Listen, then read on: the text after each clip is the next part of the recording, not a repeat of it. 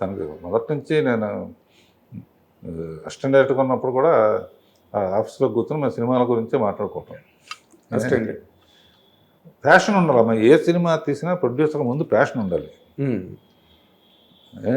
ఆ ప్యాషన్ లేకపోతే డైరెక్టర్కి కానీ ఆర్టిస్టులు కానీ ఇప్పటికప్పుడు ఎంకరేజ్మెంట్ ఇవ్వాలి. ఏంటి ఎంతసేపు ఏదో ఎంత అయిపోతుంది అంటున్నాడని తెలిస్తే మొత్తం ఫ్యూల్ అయిపోతుంది. అంటే ఈ సినిమా మొత్తం టోటల్ మేక్ ఓవర్లో సార్, అంటే శ్రీదేవి గారి డ్రెస్సులు కానీ అసలు చిరంజీవి గారు అప్పటి వరకు వేసుకున్న కాస్ట్యూమ్స్ ఈ సినిమాలో వేసుకున్నవన్నీ చాలా డిఫరెంట్గా ఉంటాయి. మీరు కూడా ఎవరిని పడితే వాళ్ళని సెట్లోకి రానిచ్చేవారు కాదు, ఆ శ్రీదేవి కాస్ట్యూమ్స్ బయటకు వచ్చేస్తాయని చెప్పి. అసలు అప్పుడు ఎక్కువ బాంబే నుంచే ప్రిఫర్ చేసేవాళ్ళు. ఓకే, నేతలలో ఫస్ట్ దీనికే ఎంట్రీ. ఇప్పటికే అమ్మాయి చెప్తుంది యోగాకుడితోనే తెలుగు ఎంట్రీ అని. అమ్మాయి డ్రెస్సులు అసలు ఎవరిని లోపలికి రానిచ్చేవారు కాదు కదా సెట్లోకి. ఫోటోగ్రాఫర్ అన్నవాడు లేడు, ఒక సెబాస్టియన్ దెబ్బతో మరి ఎవరు ఉండేవారు కాదు సెట్లు. సార్ పాటలు వరకు వస్తే కనుక మీరు యమహో నీ యమ యమ అందం పాట మీరే కావాలని అడిగి పెట్టించుకున్నారు అంతగా. అవునా, దాని గురించి ఏంటి సార్? అంటే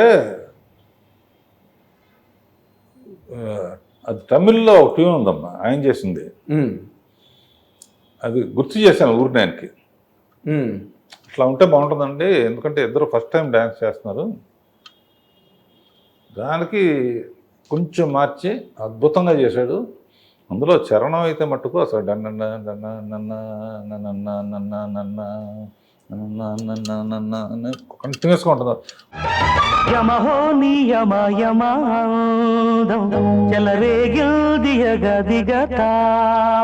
ఒకే షాట్లో వాళ్ళిద్దరూ చేస్తూ ఉంటే ఈ అమ్మాయి పాడుతూ ఉంటే ఆయన రియాక్షన్స్, ఆయన పాడుతూ ఉంటే అమ్మాయి రియాక్షన్స్, ఇవన్నీ మర్చిపోలేని అనుభూతులు అనమాట. ఇప్పుడు ఒకడు పాడుతూ ఉంటారు, రెండో వాళ్ళు ఎక్స్ప్రెషన్ ఇవ్వటం అంటే కష్టం అమ్మా. అవునండి, అసలు ఒకటి మించి ఒకళ్ళు. నువ్వు ఈ యాంగిల్లో చూడు, మళ్ళీ ఆ ఒక్క షాట్ చూడు, అసలు ఒక బుట్ట చుట్టూ ఒక పెద్ద క్లోజప్తో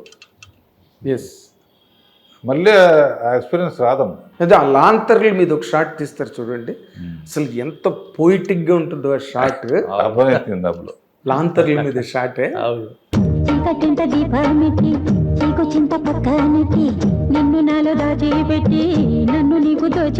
అంటే ఎవరు కన్సీవ్ చేయలేని ఒక న్యూ ఏజ్ కాన్సెప్ట్ అది, లాంతర్ల మీద తీయడం అన్నది. మన స్పోర్ట్స్లో అపనీతి ఏం తప్ప 1.5 డేలో తీసామమ్మా.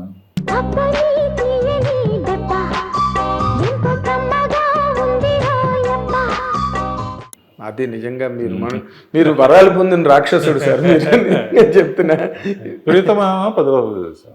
అదే సెకండ్ గారు వర్క్ ఎక్కువ ఉంది అందులో. అసలు ఏమి అసలు అమ్మాయి చెట్టు కింద కూర్చుంటే జింకలు గింకలు ఎన్నో రావటం. యాంజిల్లో ఉంటుంది సార్, యాంజిలిక్గా ఉంటుంది శ్రీదేవి గారు అక్కడ. అసలు లెన్స్ ఎఫెక్ట్ అంటే అప్పటి వరకు ఈ అమ్మాయి తెలీదు, దేవతను తెలీదు. ఫస్ట్ టైం అందరికీ చూపించినప్పుడు ఆడియన్స్కి కూడా అంత అద్భుతంగా ఉండాలంటే ఆయన అసలు ఊరినే మొక్కు ఇట్లా అనుకుని ఒకసారి విన్సెంట్ గారు అసలు అటువంటి ఆయన మళ్ళీ పుట్టడం ఏమీ లేకుండా చిన్న ఇది చేసి పాలిథిన్ పేపర్ పెడతాడు, అమూలది పెడతాడు, అక్కడ చిన్న ఏదో రాసి వ్యాధులేని రాసేసి అక్కడ చిన్న లైట్ పెట్టి అసలు ఇంద్రలోకం కానీ పైకి వెళ్ళటం, కింద నుంచి పైకి వెళ్ళలేదు బాబా. గ్రాఫిక్ లేకుండా తీశారు. గ్రాఫిక్ ఇల్లు అట్లా ఓపెన్ అవ్వటం, పైకి వెళ్ళిపోవటం, చేప అందులో ఉంగరం మింగటం కూడా డైరెక్ట్గా తీసాడు కదా. మీరు చేప ఆ ఉంగరాన్ని మింగడం అనే దాని మీద ఒక ప్రత్యేకమైన సీన్ తీశారు సార్. దేనికి, what is your relevance in that? అంటే 2 విషయాలమ్మా. ఒకటి, అంత గొప్ప ఉంగరం అప్పటికే దుర్మార్గులందరూ ఉంగరం కోసం ట్రై చేస్తున్నారు. ఊరిన ఇసిరేసి పారేస్తే ఎక్కడ ఎవరికైనా దొరికితే మిస్యూజ్ అవుతుందని సముద్రంలో పడేయాలని డిసైడ్ చేస్తుంది. సముద్రంలో పడేయాలంటే అది ఏదైనా చేప మిగితే ఫినిషింగ్గా ఉంటుందంటే వెంటనే విన్సెంట్ గారు అది ఆ నోరు ఎట్లా తెప్పించాడో మాకు తెలియదు, ఈ ఉంగరం తెలీదు. అది ఇండైరెక్ట్గా ఏంటంటే ఎప్పుడైనా సీక్వెల్ తీస్తే అని తర్వాత ఆలోచన వచ్చింది అనమాట.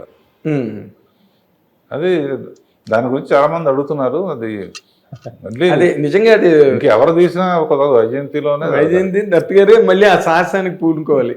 అంటే నేనంటే నేనేం చేయగలను, డబ్బులు పెట్టగలను తప్ప ఆయనే చెయ్యాలి కదా. క్యాష్ రెడీ సార్, మీరే కథ రెడీ అవ్వాలి. లేదు లేదు, అది పిల్లలిద్దరూ అల్లుళ్ళు నాగస్సును కానీ చాలా రేరమ్మా అన్నీ కలిసి రావడం అనేది. అవునండి. ఇంకా కలిసి ఉండటం అనే కుటుంబాలు చాలా తక్కువ ఉన్నాయి.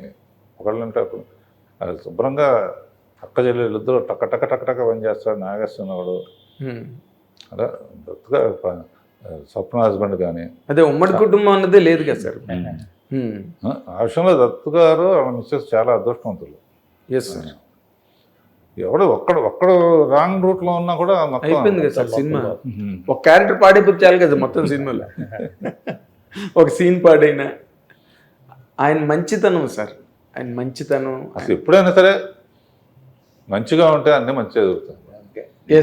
ఇంకోటి పోవాలని ఇది అది ఇది అనుకోవటం కన్నా ఎస్ సార్ ఇండస్ట్రీ బాగుండాలి, అందరూ బాగుండాలి సార్. మీరు ఈ సినిమా ఇంత చరిత్ర క్రియేట్ చేసింది, సినిమా స్టార్ట్ అయింది, చేశారు, డబ్బులు పెట్టారు, ఆయన అద్భుతంగా తీశారు, అందరూ అద్భుతంగా నటించారు, ఇదంతా ఒక ఎత్తు అయితే మీరు ఎప్పుడైనా రాఘవేంద్ర గారిని అసలు ఏంటి బావా నువ్వు ఇలా చేసావు, ఇది ఏంటి, ఇది ఏంటిది అని ప్రశ్న ఎప్పుడు మీరు అడగాలని అనుకున్న ప్రశ్న ఏమైనా ఉందా సార్ ఆయన్ని? ఏం అడిగినా కూడా సమాధానం రెడీగా ఉంటుంది. ఏది లేదు అసలు పెళ్లి తొందరగా అయితే చెట్టుకు కూడా రాలేదు అసలు. పెళ్లి సందడి కావాలి. మీరు ఎప్పుడు లాస్ట్లో బెంగళూరులో ఒకరోజు దత్తును అరవింద్ గారు వచ్చారు. గంగోత్రి కూడా మా కాంబినేషన్ అంటే మేము ముగ్గురు కలిసి యునైటెడ్ ప్రొడ్యూసర్స్ 100వ సినిమా రేరుగా జరుగుతుందమ్మా. Yes sir. మీరు ఇప్పుడు మీరు ఒక 50 ఏళ్ళు, ఆయన ఒక 50 ఏళ్ళు పనిచేసుకున్నారు సినిమా ఇండస్ట్రీ దారుణంగా. అండి మీరు ఈ 50 ఏళ్ళ చరిత్రలో మీరు చెప్పుకోగలిగి గర్వంగా చెప్పగలిగే సినిమాల పేర్లు ఒక్క 4 చెప్పగలరండి? ఇదిను అన్నమయ్య.